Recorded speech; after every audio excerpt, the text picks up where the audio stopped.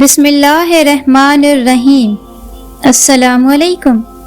ایک دن حضرت سلیمان علیہ السلام کے دربار میں انسانوں اور جنوں کے درمیان تقدیر اور تدبیر کے اثرات کی بحث چل پڑی۔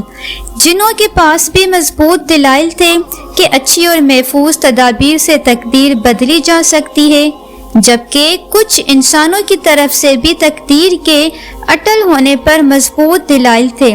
حضرت سلیمان علیہ السلام نے بہت بڑھ چڑھ کر بولنے والے جن سے کہا، اگر تمہیں اپنی دلیل کے اٹل ہونے کا اتنا ہی یقین ہے تو ثابت کر کے دکھاؤ۔ جن نے کچھ عرصے کے لیے اجازت مانگی جو اسے کچھ سالوں کے لیے دی گئی۔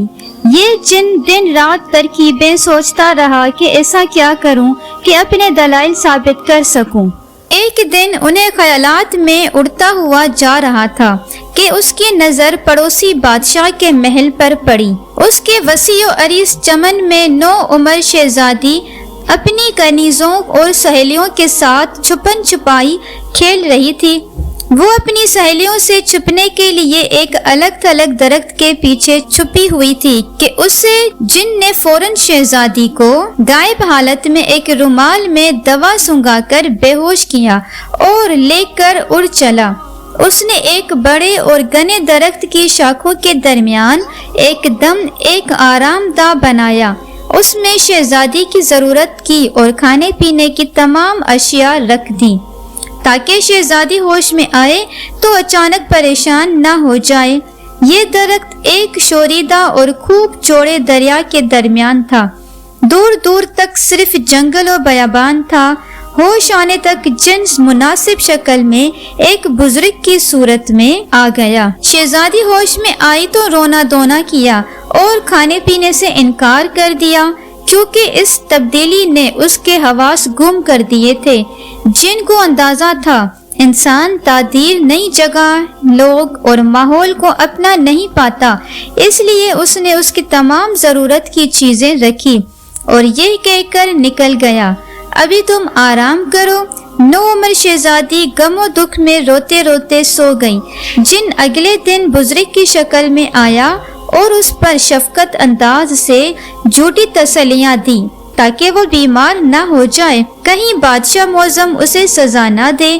شہزادی کی پسند کی چیزوں کے متعلق پوچھا اور اگلے دن آنے کا کہہ کر چلا گیا۔ آہستہ آہستہ شہزادی جن کی عادی ہوتی چلی گئی اور وہ اسی سے اپنی ضرورت کی چیزیں منگوانے لگی۔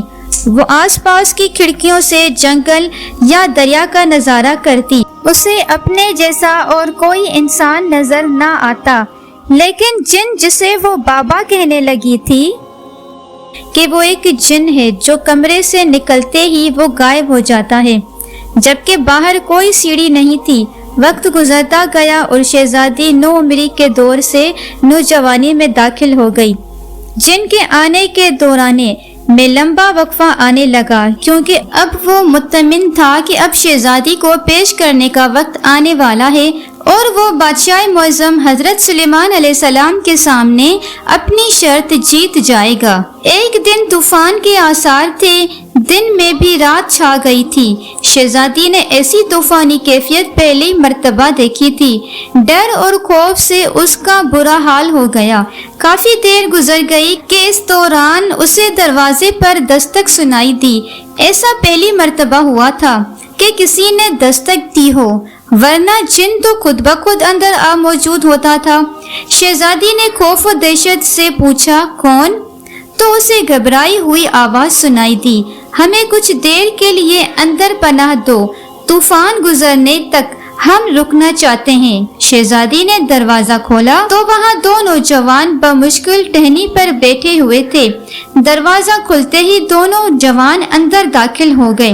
شہزادی نے ایک مدت کے بعد اپنے جیسے انسانوں کو دیکھا تو اسے اغوا ہونے سے پہلے کا وقت یاد آ گیا کہ انسان ایسے ہوتے ہیں۔ ان میں سے ایک نوجوان اچھے حلیے میں اور دوسرا انتہائی غریبانہ حلیے میں تھا۔ شہزادی نے امیر شخص کو، جو کافی زخمی تھا، ان کو اپنے پاس موجود مختلف دوائیاں دی تو غریب آدمی نے اپنے ساتھی کی مرہم پٹی کی، کچھ کھانا کھایا اور آرام کرنے لگے۔ دونوں نوجوان حیران تھے کہ اکیلی لڑکی کیسے اور کیوں کر یہاں اکیلی رہ رہی ہے، لیکن انہیں فی الحال طوفان سے پناہ مل گئی تھی۔ شہزادی نے اگلے دن ہی بتایا کہ میں ایک جن کی قید میں ہوں اور مجھے نہیں معلوم کتنا عرصہ گزر گیا، بس میں اس وقت اتنی سی تھی۔ شہزادی نے ہاتھ سے اشارہ کر کے بتایا تو نوجوان کو اندازہ ہوا کہ وہ اس وقت 7-8 سال کی ہوگی اور اب ان کے اندازے سے 12 سال گزر چکے ہیں۔ شہزادی جن کے آنے کے خوف سے انہیں جانے کا کہتی رہی، لیکن غریب لڑکے نے بتایا کہ یہ ایک ملک کا شہزادہ ہے اور میں اس کشتی کا ملاح ہوں جس پر سوار ہو کر شہزادے ساتھیوں کے ساتھ مچھلیوں کے شکار کے لیے نکلے تھے کہ اس طوفان نے کشتی بری طرح تباہ کر دی۔ باقیوں کا کیا بنا؟ صرف ہم دونوں تختے سے چمٹ کر اس درخت کی لمبی شاخوں سے اٹک گئے۔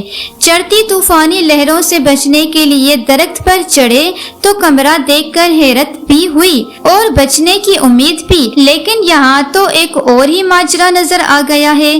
شہزادے نے کچھ بہتر ہونے تک ٹھہرنے کی اجازت چاہی۔ شہزادی نے بتایا کہ جن انہیں زندہ نہیں چھوڑے گا۔ حیرت انگیز طور پر جن کے آنے کا وقفہ لمبا ہوا اور اس دوران شہزادہ بہتر ہو گیا، اور وہی ہوا جو تقدیر نے رنگ دکھانا ہوتا ہے کہ شہزادی اور شہزادے کی آپس میں دلچسپی دیکھ کر سادہ دل ملاح نے کہا، جناب عالی، میں آپ دونوں کا نکاح کر دیتا ہوں کیونکہ آپ کا اس طرح یہاں اکیلے رہنا ٹھیک نہیں۔ وہ اس کے بعد میں جلد از جلد شہر تک پہنچ کر آپ کے لیے مدد لے کر آ جاؤں گا۔ طوفان کی وجہ سے لاتعداد تختے نیچے موجود ہیں، میں کسی طرح پہنچ جاؤں گا۔ یہ ساری بحث سن کر شہزادی اور شہزادہ راضی ہو گئے اور ملاح نے ان کا نکاح پڑھایا اور اجازت لے کر چلا گیا۔ چند دن گزرنے کے بعد جن آ گیا۔ شہزادی نے شہزادے کو کسی طرح ایسے چھپایا کہ جن کو شک نہ ہوا۔ جن نے آتے ہی نئے انسان کا بھوکا ذکر کیا۔ شہزادی نے کہا، خود سوچو یہاں کوئی کیسے آ سکتا ہے؟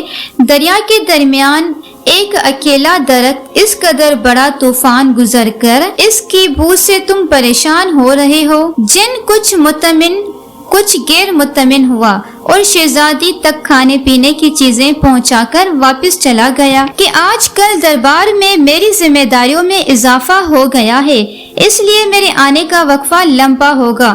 شہزادی مطمئن ہو گئی۔ اب شہزادی کے دن خوشی خوشی گزرنے لگے اور چند ماہ مزید گزر گئیں۔ شہزادے کے بہتر صحت کے بعد ضد تھی کہ ہم دونوں فرار ہو جائیں، لیکن شہزادی جانتی تھی کہ جن ہر جگہ سے اسے تلاش کر لے گا اور شہزادے کو نقصان پہنچائے گا۔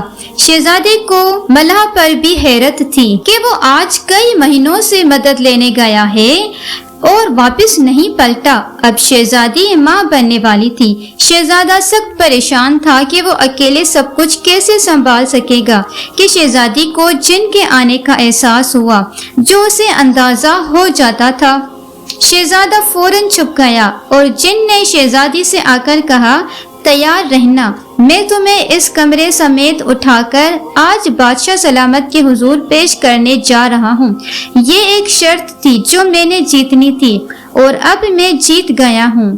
اب تمہیں شاہی دربار میں لے جانے آیا ہوں۔ شہزادی حیران و پریشان تھی کیونکہ اس کے بچے کی پیدائش کا وقت قریب تھا۔ جن نے ایک نعرہ بلند کیا اور کمرہ ہاتھوں میں اٹھا کر پرواز شروع کر دی۔